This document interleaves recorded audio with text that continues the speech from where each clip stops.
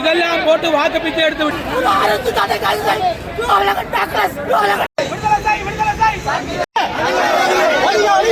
எழுச்சி பாடல பக்கத்தில் ஒரு இடம் இல்லை. அதே நேரம் வணக்கம். இன்றைக்கு நாங்கள் எங்கே நிற்கிறோம்னு பார்த்தீங்கன்னா கிளிநொச்சி பழைய கச்சேரியில் நிற்கிறோம். இங்கே பார்த்தீங்கன்னு சொன்னால் ஒரு கடந்த ஒரு 5-6 நாட்களுக்கு முதல் பார்த்தீங்கன்னா ஒரு கிளிநொச்சி இளைஞனை வந்து போலீசாரால் வந்து அரெஸ்ட் பண்ணப்பட்டது. அதாவது எழுச்சி பாடல் பாடியதற்காக. அதை முன்னிட்டு பார்த்தீங்கன்னா கிளிநொச்சியில் ஒரு பாரிய ஒரு எதிர்ப்பு போராட்டம் நடக்குது. இந்த அரசாங்கத்துக்கு செய்த தவறு சொல்லி மக்களாலையும் பொது அமைப்புகளாலேயும் அரசியல் பிரமுகராலேயும் வந்து ஒரு பெரிய ஒரு ஆர்ப்பாட்டம் நடக்கிறதுன்னு பார்க்கக்கூடிய இருக்குது.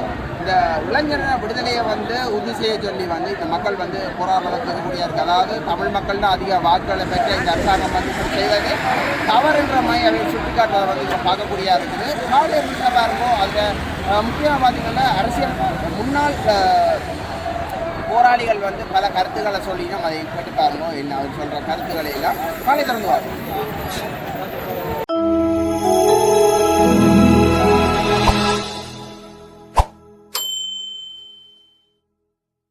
பார்த்தீங்கன்னா அந்த பாடகருக்காக இப்போ இது கிளிநொச்சியில் ஒரு போராட்டம்னு நடக்க போகுது. அதை முன்னிட்டு பார்த்தீங்கன்னா இதில் வந்து பொதுமக்களோட சேர்ந்து பாராளுமன்ற உறுப்பினரான சிறுவன் எம்பி அவர்களும் வந்திருக்கிறத வந்து பார்க்கக்கூடியதாக இருக்குது. இப்போ இதில் பார்த்திங்கன்னா பொதுமக்களாலேயும் மற்ற நலன் விரும்பிகளாலும் ஒரு மிகப்பெரிய போராட்டத்தை பார்க்கக்கூடியதாக இருக்குது. மக்கள் வந்துகொண்டிருக்கதையும் பார்க்கலாம்.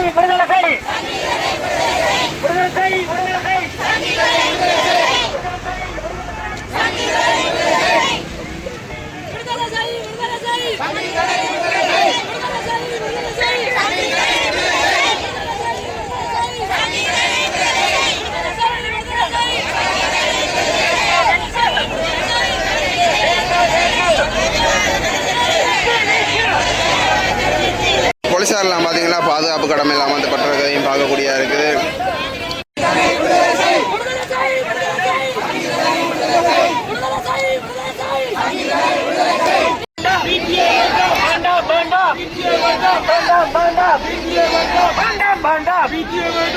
இப்போ பார்த்தீங்கன்னா இன்னும் போராட்டம் வந்து கூடிக்கொண்டிருக்கிறத வந்து பார்க்கக்கூடியதாக இருக்குது.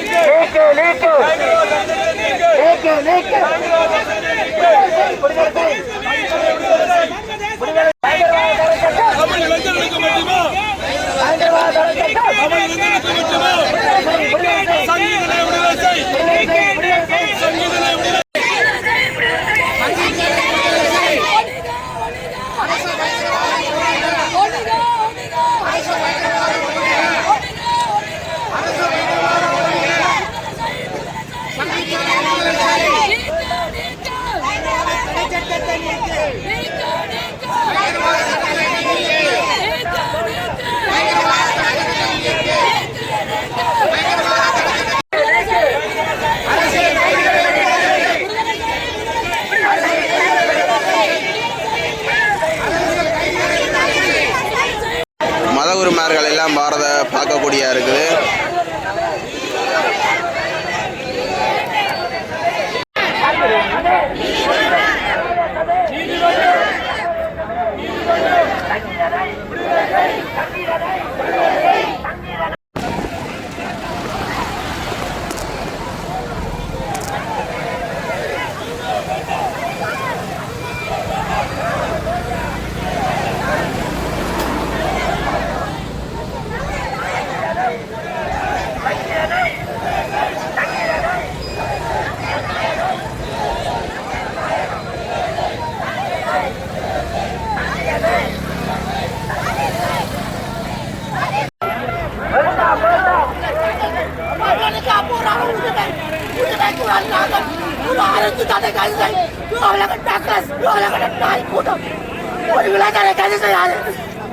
உரிமைக்காக போராடுறோம்.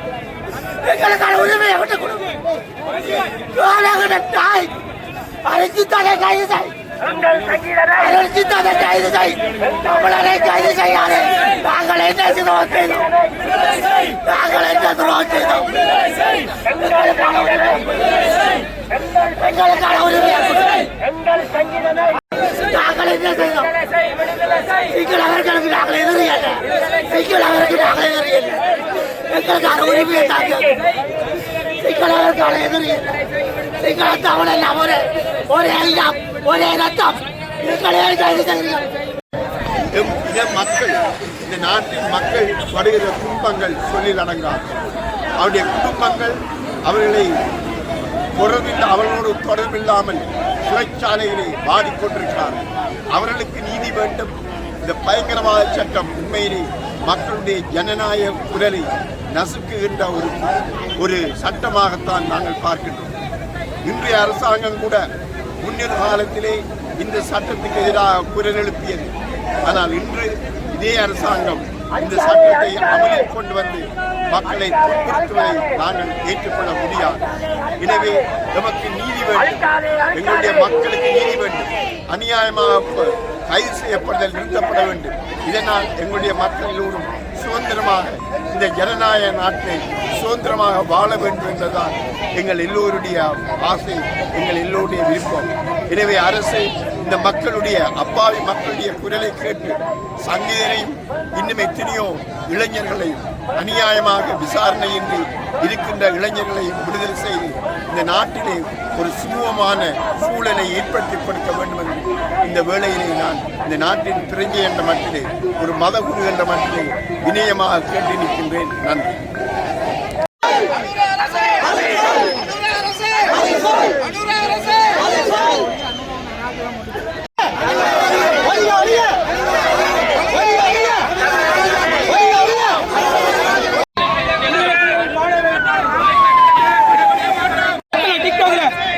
பக்கத்துல படம், இந்த தலைவர படம், இதெல்லாம் போட்டு வாக்கு பிச்சை எடுத்து விட்டு இன்றைக்கு சங்கீதன் மாறி இனி ஒரு நபர்கள் கைது பண்ணக்கூடாது, உடனே விடுதலை செய்ய வேண்டும். தமிழ் மக்கள் மட்டுமில்ல, முஸ்லிம் மக்கள், சிங்கள மக்கள் எல்லாருக்குமே இந்த பயங்கரவாத சட்டம் உண்மையாகவே ஒரு தேவையில்லாத சட்டம். ஒரு ஜனநாயக நாட்டிலே இப்படியான சட்டம் தேவையில்லை. உங்களுக்கு ஏற்ற மாதிரி உங்களால் இதே நான் ஒன்று சொல்ல விரும்புகிறேன். சரத் பொன்சேகா எத்தனை கேவலமான வார்த்தைகள் சொல்லுகிறார். சரத் பொன்சேகா இன்று அவர் உண்மையாக விசாரிக்கப்பட வேண்டியவர். இன்று எத்தனையோ எங்கள் மக்கள் சொத்துக்கள், நகைகள் திருட்டுத்தனமாக கொள்ளையடித்து விட்டு இந்த அரசுக்கு வசைபாடி கொண்டிருக்கிறார். ஆகவே விசாரணை செய்ய வேண்டிய எத்தனை பேர் இருக்கிறார்கள். அப்பாவி மக்களை சங்கீதம் போல அப்பாவி மக்களை கைது பண்ணி ஒரு காலமும் தமிழர்களை அடக்க நினைக்க வேண்டாம்.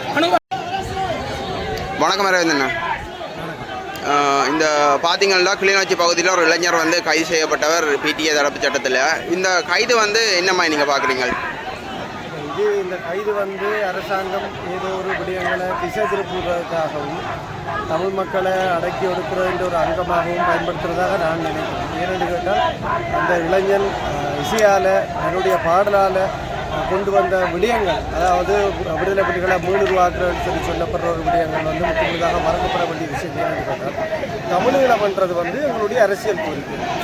தமிழீழம் என்ற சொல்ல வந்து நான் நினைக்கிறேன் இலங்கையினுடைய பாராளுமன்றம் பெற முன்னம் நாடாளுமன்றத்தில் 1947 ஆண்டு தந்தை செல்வநாயகத்தால் முன்வைக்கப்பட்ட ஒரு விடயம். அது ஒரு அரசியல் கோரிக்கை.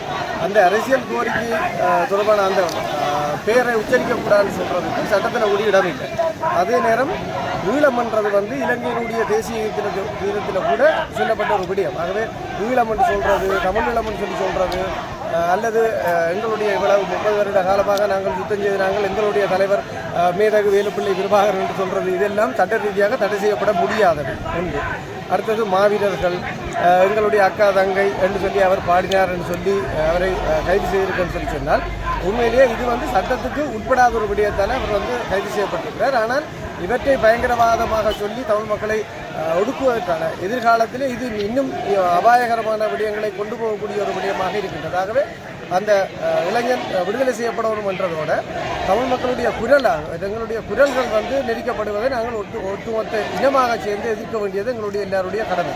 ஆகவே ஒரு விடுதலை போராட்டம் அரசியல் கோரிக்கைக்காக இடம்பெற்றதே ஒழிய தனிப்பட்ட நலன்களுக்காக இந்த விடுதலை போராட்டம் இடம்பெறுகிறது. ஆகவே அது ஒரு இளைஞனாக ஒரு எழுச்சி பாடலை பாடியதற்காக கைது செய்யப்பட்டது வந்து அதுவும் பயங்கரவாத தடுச்சட்டத்திலே கைது செய்யப்பட்டது வந்து கண்டிக்கப்பட வேண்டிய விடயமும், அதே நேரம் நாங்கள் வெறுமனே அரசியல்வாதிகள்கிட்ட இந்த விடயங்களை ஒப்படைத்துவிட்டு இருக்காது. தமிழ் மக்களாக ஒன்றிணைந்து நாங்கள் இதை எதிர்க்கவும் இவ்வாறான அரசியல் கோரிக்கைகளை நாங்கள் தொடர்ந்து முழக்கமிடவும் வேண்டிய தேவை வந்து எங்களுக்கு இருக்குது. உதாரணத்துக்கு குறிப்பிட்ட ஒரு சில இளைஞர்களாக அவர்கள் இதை வெளிப்படுத்துவதூடாக அவர்களை தனிப்பட ஒடுக்குவதற்கான ஒரு செயல்திட்டமாக நான் இதை பார்க்கிறேன். ஆகவே தமிழீழம் என்று உச்சரிக்கிறதுக்கு எல்லாருக்கும் உரிமை இருக்குது, தலைவர்னு சொல்கிறதுக்கு உரிமை இருக்குது. என்னென்னு கேட்டால் எங்களுடைய குடும்ப உறவுகளை உச்சரிக்கிறதுக்கு இங்கே சிங்களம் வந்து தடை போட முடியாது. ஆகவே அந்த இளைஞன் விடுதலை செய்யப்பட வேணும். அவர் விடுதலை செய்யப்படும் வரைக்கும் நாங்கள் தொடர்ச்சியாக எங்களுடைய அழுத்தங்களை குறித்து போராடணும் என்றதை நான் தெரிவித்துக் கொண்டேன். என்று கேட்டால் 32 வருடங்களாக இருக்கக்கூடிய அரசியல் கைதிகளை இன்றைக்கு விடுதலை செய்ய முடியாத ஒரு அரசியல் நிலைமை எங்களுக்கு இருக்குது. ஆகவே இந்த இளைஞரையும் நாங்கள் கடந்த சில மாதங்களுக்கு முன்பு தான் நான் விடுதலையாகி வந்தேன். ஆகவே பயங்கரவாத தடைச்சட்டம் என்ற எந்த விதமான நீதிமன்ற நடவடிக்கையும் இல்லாமல் இருந்து வந்தேன். ஆகவே பயங்கரவாத தடைச்சட்டம் மட்டும் இந்த இளைஞனை ஒரு அப்பாவி இளைஞனாக நான் கருதுகிறேன். அவர் வந்து ஆயுத போராட்டத்திலேயோ இல்லை வேறு ஏதாவது போராட்டத்தில் பங்கு கொண்ட ஒரு ஆள் இல்லை. அவர் வந்து தமிழீழம் பிடிக்க போகிறோம்னு சொல்லி படிக்கிட்ட ஆளும் இல்லை, அல்லது ஆயுத போராட்டத்துக்கு உந்துதல் அளித்த ஒரு ஆளும் இல்லை. ஆகவே அவர் உடனடியாக விடுதலை செய்யப்பட வேண்டும். அதுக்கு நாங்கள் எல்லாரும் இணைந்து குரல் கொடுப்பதோடு ஒருங்கிணைந்து போராடணும் என்றதை நான் இந்த சந்தர்ப்பத்தில் எல்லாரையும் வலியுறுத்தேன். பிரச்சனைனா விடுதலை புலிகள் மீளுருவாக்கம் செய்யப்பட மாட்டுதுன்னு இலங்கை அரசாங்கத்துக்கு தெரியாத விடயம் இல்லை. இலங்கை அரசாங்கத்துக்கு தெரியும், இலங்கை புலனாய்வாளருக்கு தெரியும். இனிமொரு காலகட்டத்தில் தமிழ் பகுதியில் ஆயுத போராட்டம் நடக்காதுன்ற அவைக்கு தெரியும். தெரிஞ்சிருந்த போதிலும் தமிழ் மக்களிலே அவை வச்சிருக்கிற அந்த குறியானது தமிழ் மக்களை தொடர்ச்சியாக தமிழ் மக்களை தங்களோட கட்டுப்பாட்டுகளையும் தங்களோட நெருக்கடிகளையும் வச்சுக்கொள்ளும் தான் இப்படியான அந்த பயங்கரவாத தடை சட்டத்தை அவை முன்னிறுத்தி இந்த இப்படியான வேலை திட்டத்தை செய்யணும். அந்த எழுச்சி பாடின இளைஞர் வந்து அவர் ஆயுத சம்பந்தமாக தான் விடுதலை புலிகளை நாங்கள் முழு இயக்க போகிறோம் அல்லது நாங்கள் ஆயுதம் ஐந்திர எல்லாரும் பார்க்கணும் அவர் கூப்பிடல. அவர் வந்து கதைக்காது, அவர் வந்து அந்த எழுச்சி பாடல் தான் பாடுறது. ஒரு பாதிக்கப்பட்ட இனம் வந்து தண்ட இனத்துக்கு நடந்த சம்பவங்களை ஒரு பாடல் மூலம் வெளிக்கொண்டு வர்றது ஜனநாயக வழியில் அது தவறு இல்லையே. அப்போ நாங்கள் அந்த ஜனநாயக வழியில் இந்த தமிழ் மக்கள் எத்தனை காலமாக போராடி எவ்வளவு கஷ்டப்பட்டு துன்பப்பட்டவை அவைக்கு ஒரு வரலாறு இருக்குது. அந்த வரலாறை நாங்கள் திரும்பவும் நாங்கள் ஆயுதம் மூலமாக தான் நாங்கள் நிரூபிப்போம்னு சொல்லல தானே. அவர் வந்து எழுச்சி பாடலை வந்து அவர் படிக்காதவர், அவருக்கும் இந்த பயங்கரவாத தடை சட்டத்துக்கும் இதுக்கும் எவ்வளோ வெகு தூரம். அப்போ இதே மாதிரி கொழும்பில் வந்து அரசியல் தலைவர்கள் விடுதலை புலிகள் சம்பந்தமாக கதைக்கணும், தேர்தல் காலங்களில் கதைக்கணும், அந்த புரட்சி பாடல்களை ஒளிரபடினோம். அப்போ எல்லாம் செய்தோம் அதில் அந்த நேரம் அதுக்கெல்லாம் ஒரு பிரச்சனையும் இல்லை. இப்போ இந்த எழுச்சி பாடலை அவர் படிச்சுட்டாரண்டாக்காண்டி அவரை கை செய்து வச்சுக்கணும். இது வந்து ஒரு ஏற்றுக்கொள்ள முடியாத விஷயம், தமிழ் மக்களால் ஏற்றுக்கொள்ள முடியாத விஷயம். இதை வந்து சிங்கள மக்களுக்கும் இதில் வந்து ஒரு ஒருமைப்பாடு தேவை. என்ன பிரச்சனைன்னா சிங்கள மக்களுக்கும் இந்த பயங்கரவாத தடை சட்டத்தால் சிங்கள மக்களுக்கும் ஒரு அச்சுறுத்தல் இருக்குது. அப்போ இந்த பயங்கரவாத தடை சட்டம்ன்றது ஒரு ஜனநாயக வழியில் ஒரு இயங்குகிற ஒரு இனத்துக்கு வந்து இந்த பயங்கரவாத தடை சட்டம் வந்து சரியான முட்டுக்கட்டையாக இருக்கிறதா உண்டு. இந்த பயங்கரவாத தடை சட்டம் இதுக்கு மட்டும் இலங்கையில் ஜனநாயகம்ன்றதை ஜனநாயகவாதிகளுக்கு அச்சுறுத்தல், அவைகளுக்கு தூக்கு கயிறுதான்ன்றதை நாங்கள் உணர்ந்து கொள்ளணும். இந்த பயங்கரவாத தடை சட்டம் அதை தான் செய்யுது. ஜனநாயக வழிமுறையில் செல்றவர்களுக்கு இந்த பயங்கரவாத தடை சட்டம் சரியான முட்டுக்கட்டையாக இருக்குது. இதை நாங்கள் இதேப்பட்ட இனிமேலும் கைதிகளை நாங்கள் இனிமேல் இந்த மண்ணில் நாங்கள் நடக்க அனுமதிக்கக்கூடாது. எல்லாரும் இதுக்கான ஒரு நியாயத்தை ஜனநாயக ரீதியில் எல்லா நியாயத்தை எல்லாரும் கேட்குறது அனைத்து தமிழ் மக்களும் ஒன்று சேர்ந்து இந்த ஜனநாயக ரீதியில் எந்த ஒரு வன்முறையும் இல்லாமல் எந்த ஒரு அமைதியை குலையப்படாமல் எங்களோட மக்களுக்காண்டி எங்கள் இளைஞர்களுக்காண்டி சுதந்திரமாக நடமாடுறதுக்கு இந்த ஜனநாயக வழிமுறையில் நடமாடுறதுக்கு எங்களுக்கு எல்லா மக்களும் ஒன்றாக சேர்ந்து ஒருமித்த குரலில் நாங்கள் இதுக்கான ஒரு எதிர்ப்பை தெரிவிக்கணும் என்று கேட்டுக்கொள்வோம். நன்றி. இந்த இடத்துல பார்த்தீங்கன்னா இப்போ எதிர்ப்பு வந்து இன்னும் அதிகரித்து கொண்டிருக்கிறத பார்க்கக்கூடிய இருக்குது.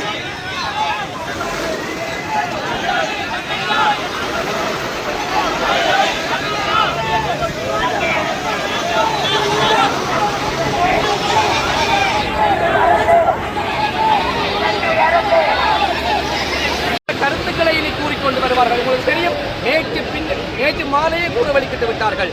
தங்களுடைய பிழையை மறைப்பதற்காக எங்கள் இனத்தை வைத்துக் கொண்டு அந்த கோடாலி காம்புகள் என்ன செய்கிறார்கள் என்று சொன்னால், எங்களுக்கு அதாவது அவருடைய கருத்துக்கள் எங்களுடைய மக்களை மீண்டும் திருப்பக்கூடிய வகையில், அதாவது கைது பிழைதான் என்கின்றது போல அவர்கள் சார்ந்த பாராளுமன்ற உறுப்பினர்களை கதைக்க வலிக்கிட்டு விட்டார்கள்.